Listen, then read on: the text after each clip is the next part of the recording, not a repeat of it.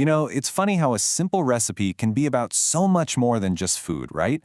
Today, we're going to step into a basement kitchen and see how the simple act of making jam turns into something, well, something really profound, a place just filled with this incredible, unexpected warmth. So, our story kicks off in the basement kitchen of the Shangshan Chuan Fu Church with a group called the Dorcas Sisters Fellowship. And there's this quote that just perfectly captures the feeling in the room. Though there's no sunlight, it's filled with another, softer, warmer light. And that light, it's not from a window, it's the light of friendship and a shared, heartfelt purpose. And that's really the big question here, isn't it? How can a simple jar of jam be filled with something as big as grace? We're going to follow their journey step by step to see exactly how a handmade food becomes this vessel for community, for patience, and for blessing. Okay, so the mission for the day: creating a pot of warm red rosella jam. And right from the start, it's so clear this is about way more than just cooking. This is a sweet, handmade, and truly heartfelt project for the entire fellowship group. But you know, the first step isn't even cooking. It all starts with this moment of quiet, careful preparation. You've got the women gathered around these tables, and they're just piled high with boxes of these vibrant, fresh rosella flowers. So the first task, and you can see it here, it's pretty meticulous. Each woman takes a flower and starts this really delicate process. And as their hands are busy separating those soft petals from the hard seeds, something else starts to happen. Conversations just begin to flow, about everything from family and work to matters of faith. And this is where it gets really interesting, because this simple action, it's actually a huge metaphor. Just think about it for a second. The physical act of sorting, keeping the beautiful petals and getting rid of the seed pod, it's exactly like sorting through life itself. It's a quiet meditation on what's important to cherish and what you just have to let go of. And you know, all this shared work, this rhythm, it does something really beautiful. This busy work actually calms the heart. That basement, just a simple, functional space, is totally transformed by gentle laughter and this powerful feeling of shared purpose and connection. Okay, so while that's happening in one corner, over in another, there's a different group focused on something that's just as crucial. This is really the foundation that's going to make sure the jam is absolutely perfect. And I mean, this process has to be perfect. There is one golden rule for making good jam, and it's this: not a single tiny drop of water can be left in the jars. It's a task that takes total focus and care. And again, just like with sorting the flowers, this careful work is seen as so much more than just a chore. Every single step is done with real intention. It reflects a deeper commitment, a willingness and attention to detail that's a lot like the preparation you need for any true act of service.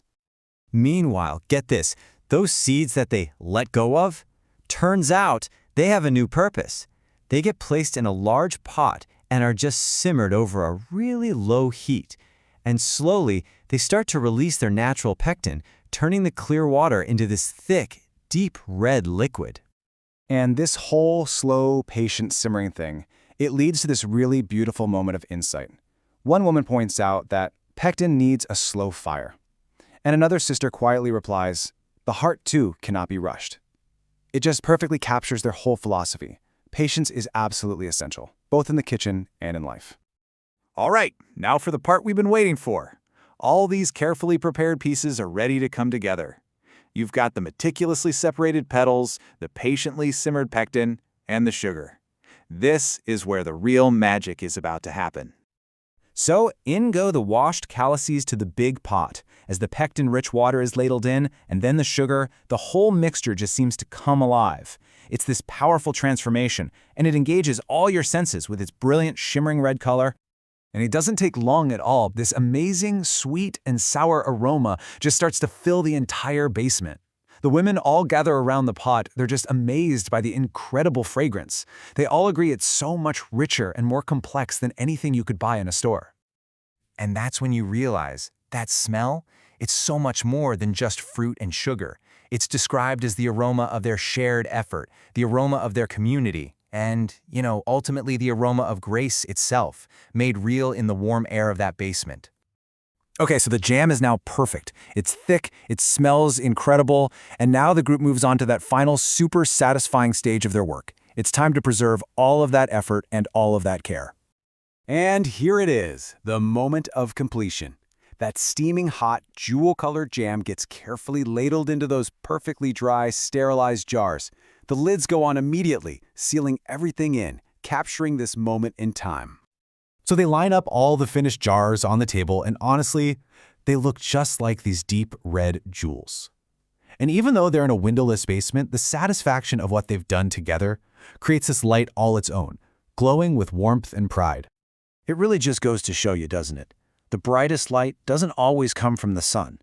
The light in that room was born from something else entirely, the pure joy of working together, the warmth of friendship, and the simple gift of sharing a beautiful, purposeful time with each other. But what happens now? What's the point of all these beautiful jars of jam?